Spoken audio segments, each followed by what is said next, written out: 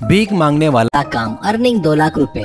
वैजाग नामक गांव में मालिया करके एक आदमी रहता था। उसके हाथ पैर सब सही रहने के बावजूद भी वो जानबूझकर वो अंधा बनकर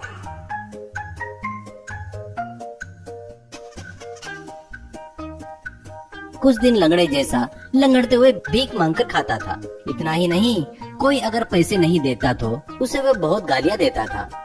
लोग जेब में पैसा नहीं है बोले तो फोन का स्कैनर गले में डालकर मांगना शुरू करता था। ऐसे कुछ दिनों बाद एक दिन रोड पर आकर मालिया, आओ साहब आओ, दान करो, दान करके पुण्य कमाओ, उसी पुण्य से आप लोग स्वर्ग में जाएंगे, जाकर वहाँ फुल एंजॉय करेंगे। वैसे दिए बगैर गए तो आपको नरक में तेल में फ्राई करेंगे। सावधान साहब सावधान, पुण्य कीजिए साहब, ऐसा कहता है।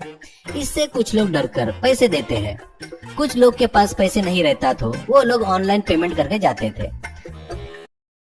ऐसे माला की हरकतें नजदीक से देख रहे उस गांव के प्रेसिडेंट, क्या रे सुबह सुबह ड्यूटी पर चढ़ गया क्या? फिर भी तेरे लिए अच्छा बुरा कुछ नहीं रहता क्या? सुबह सुबह ही तेरा फालतू थोपड़ा देखकर सबको गाली दे रहा है क्या? भीख मांगने में भी गुंडागर्दी कर रहा है क्या?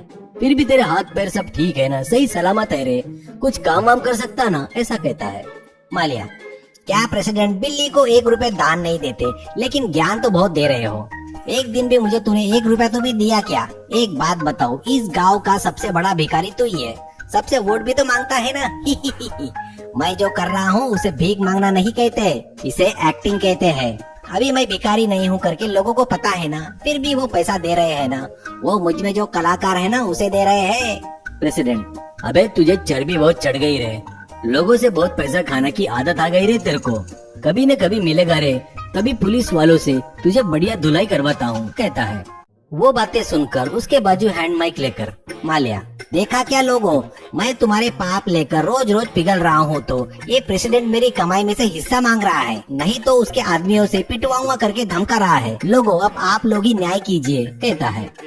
इससे पैसे देने वाले लोग आकर प्रेसिडेंट को बहुत गालियां देते हैं। इससे जरूरत रही या ना रहे, लोगों के सामने सिंपैथी के लिए हर बार ऐसे ही प्रेसिडेंट को फंसा रहा था।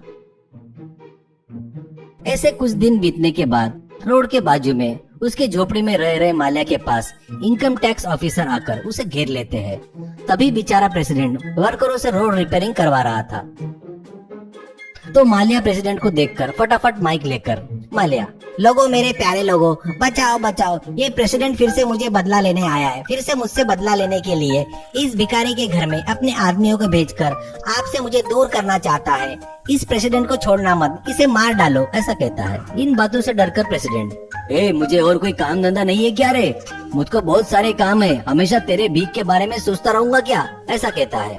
इतने में वहाँ आए लोगों से ऑफिसर, देखो लोगों, ज्यादा गर्म होने की जरूरत नहीं है, देखो हमको किसी ने कंप्लेंट नहीं किया है, इसके बैंक अकाउंट में हर महीने 1.5 लाख से 2 लाख रुपए जमा हो रहे हैं, अभी इसके अकाउंट में 80 लाख रुपए जमा है। इतना ही नहीं, पिछले 5 सालों में सिटी में 60 लाख रुपए के 2 ट्रिपल बेडरूम फ्लैट भी खरीदा है। ये इतना सब कुछ करके भी सरकार को इनकम टैक्स नहीं बांध रहा है।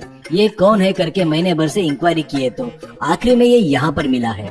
हम पहले इससे थोड़ी सेटिंग करते हैं, इसके बाद आप लोग अपना हिसाब कर लेना, ऐसा कहकर वो ऑफिसर संकल से उसे बांध देता है।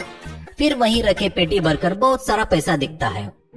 वो देखकर मालिया, क्या कह रहे हो जी, तुम लोगों को मैं टैक्स क्यों भरूं? मैं अपनी मेहनत करके भीख मांग के पैसे कमा रहा हूँ और टैक्स तुमको भरूं क्या?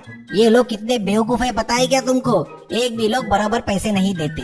इनके जेब से पैसे निकालने के लिए कितनी एक्टिंग करनी पड़ती है पता है क्या तुमको? कितना अपडेट रहना पड़ता। इन बेवकूफों की वजह से स्कैनर भी लेकर घूमना पड़ता है, इसलिए बेवजह तुमको मिल गया। वो बातें सुनकर लोगों में से एक औरत, क्या रे कमीने बेवकूफ, हर महीने में 10,000 कमाकर परिवार को कैसे पालना है करके रोते रहते हैं हम लोग, तो करोड़ों रुपए कमाकर भीख मांग रहा है क्या? ऊपर से पैसे देने वाले हमको ही नीचा दिखाकर बात कर रहा है क्या? तू ऐसे सीधे बातों से रास्ते पर नहीं आएगा रे, तुझे जब तक अच्छी मार नहीं पड़ेगी ना तो सुधरेगा नहीं, करके सभी लोग मिलकर उसकी जमकर धुलाई करते हैं और पुलिस के हवाले करते हैं।